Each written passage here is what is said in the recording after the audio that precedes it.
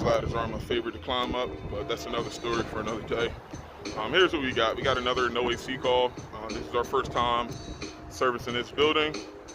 This is a commercial condo building here. They have about 50 units on this side of the building, give or take, and they got the same amount of units on the other side.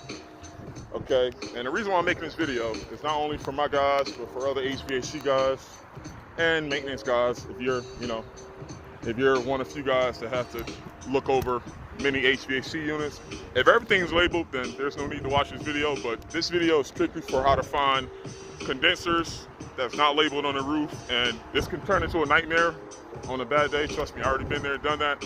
But I'm going to show you guys very quickly the method of what works for me as far as how to find a condenser or a heat pump that's not labeled in the middle of a bunch of them that's not labeled. So first things first, you have to use the process of elimination and make sure that there isn't anything going on downstairs. Okay, what I mean by that is you want to make sure that the fan motor inside the air handler or the compressor is running. Okay, now once you verify that you have airflow coming out the vents and the thermostat is calling for AC, you don't have any float switches or anything like that that could be causing the outside unit not to run.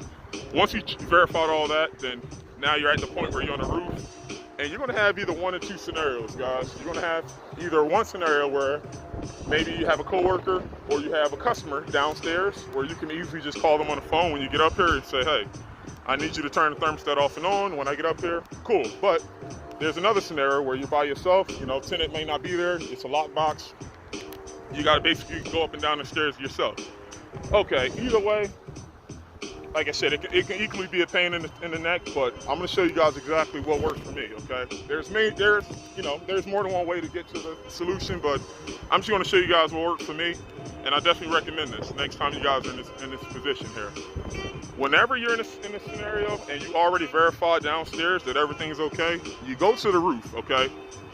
And what you can do, and you can start downstairs first. This is what I highly recommend. So after you figure out that the fan downstairs is okay, you look out the window of whatever building that isn't cooling, look out the window and try to verify a building or something outside so you can go upstairs and pinpoint exactly what side on the roof that building is facing, okay, or that apartment is facing.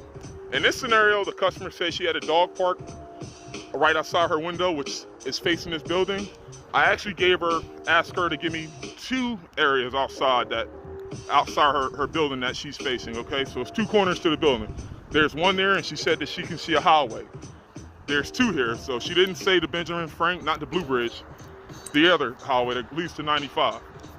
So right then and there, that eliminated this whole side of the building. I knew her outside unit was either here or over here. So that pretty much cut this roof down in half, if not in a quarter for me.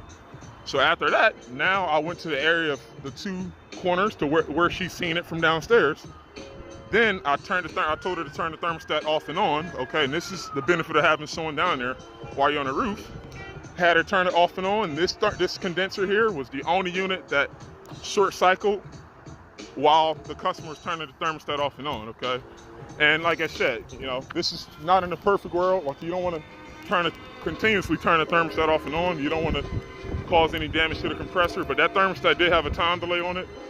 So that thermostat did have some type of protection to avoid that compressor from starting and stopping. But that was a quick method that we had to do to basically confirm that this is the unit that we had to work on. So just to recap, guys, first make sure that everything is okay inside, and you go outside, try to line up a building that you can see from the apartment of the room that isn't cooling to on the roof. And once you identify at least two sections of the two windows downstairs, once you can line that up on the roof, that can at least get you in the right ballpark. Now, I've personally never seen an apartment without a window where you can actually go on the roof and still see the same thing.